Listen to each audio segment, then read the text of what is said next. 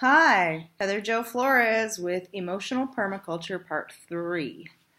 So, I want to say, obviously, I'm not the person inventing these ideas, and a lot of really solid information, dialogue, writing, work, courses, participation in the social permaculture arena has been happening a lot lately. And some people are even talking about emotional permaculture. So, you can look to the work of women like Luby McNamara and Luby is amazing, and she's doing incredible work. And Robin Francis and Maddie Harland, and basically a lot of these women, long-term women working in permaculture, have been looking at the social aspect, looking at the emotional aspect, because we see dysfunction in our permaculture communities, and we see that the number one reason that projects fail is because people can't seem to get along. And also Adam Brock, one of the bros, just released a book about social permaculture, which I have not read, but have heard amazing reviews about. Anyway, my point is that there is a huge body of work in this arena, and the area in which I am particularly interested in right now is this emotional permaculture. As somebody whose ability to do permaculture was I was completely debilitated from being able to do a lot of really good work because of my mental health. I did permaculture so hard for so long and got so burnt out that then I couldn't do it anymore. And I ended up spending years just wandering. And so, in hopes that anyone else could maybe avoid going so far down the rabbit hole as I did, now I'm offering these things that helped to pull me out. So another tool, we've got the permaculture principles, which we could geek out on forever. And the reason that I call these tools in a toolbox is because when you're feeling bad, when you want to just go out and do the work, when you want to just go out and grow another 200 species of seeds or, 150 varieties of tomatoes or whatever you're doing, you want to go out and educate in your community, but you just don't care because you feel bad or because you're burnt out, then you can look to these tools and techniques that we all love to geek out on, and you can just say, okay, well, I'm going to do this one thing today.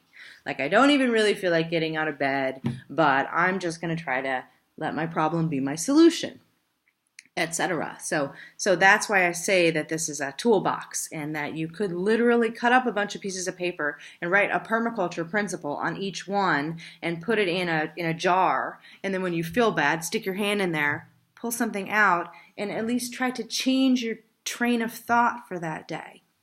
So another really valuable tool in the permaculture lexicon is zones and sectors. So if you're designing your landscape, you're going to design, zone 0 is the you and who you got to be, and then zone 1 is your house, and then zone 2 is right around the house, and maybe some of the zone, there's crossover, they blend.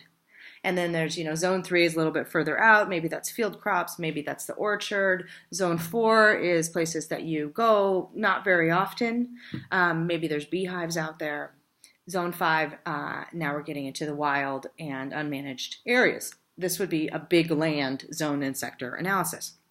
In urban permaculture, then zone 5 becomes, the park or the nature way down by the river where people go walking. And maybe zone 4 is actually the community garden, or maybe you don't even have a garden at all.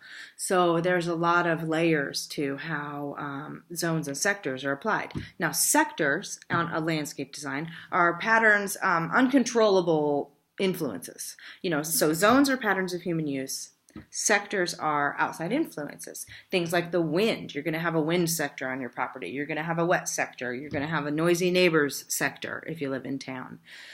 So now taking that and applying that to mental health, emotional health, zones and sectors. So your patterns of human use, your zones. What's your zone 0? How are you taking care of this?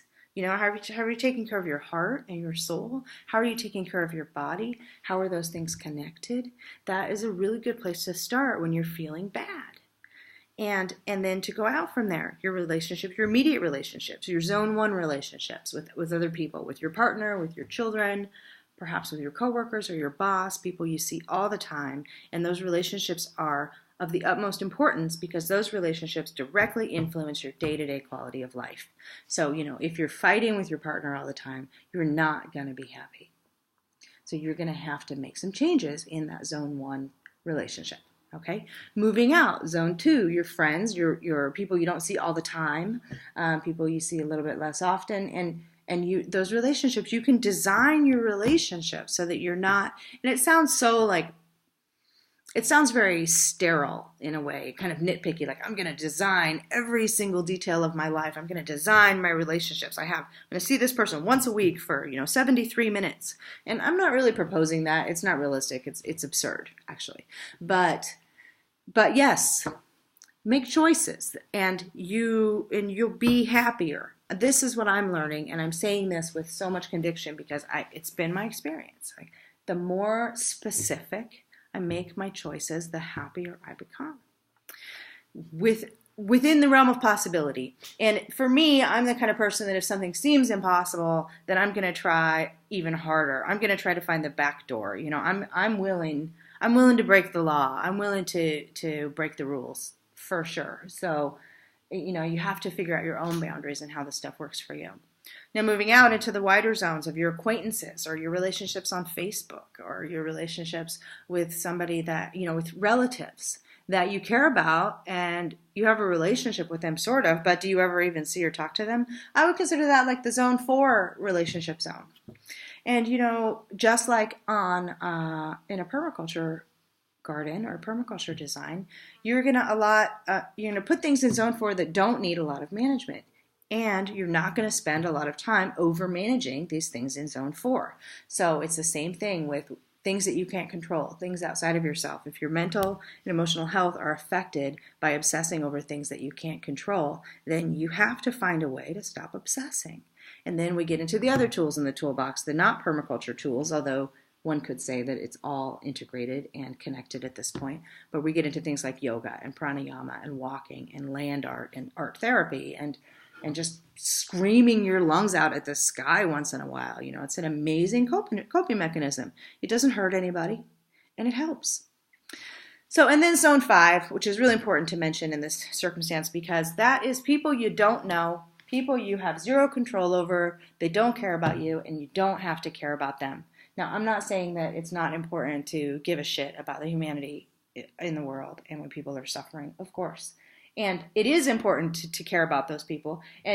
But just caring isn't enough. Just knowing isn't enough. And the only way that we can really take action to help others is if we get our shit together inside ourselves. Because if you're martyring yourself, if you're miserable, but you're helping others, you're not. You're not fun to hang out with, you're not happy, and you're not setting an example of a sustainable future that anybody is going to want to strive toward. So this mental and emotional health, this being happy, being calm, being somebody that people want to work with, this is my path, in a big way of the last many years. And while I am passionate about a lot of other things, clearly this topic is something that I think is really important. So I'm looking forward to seeing some dialogue, and so this is part 3 of a 3-part series, although I think I'll probably add more later. But for now, looking forward to hearing what y'all think. Okay, have a great day.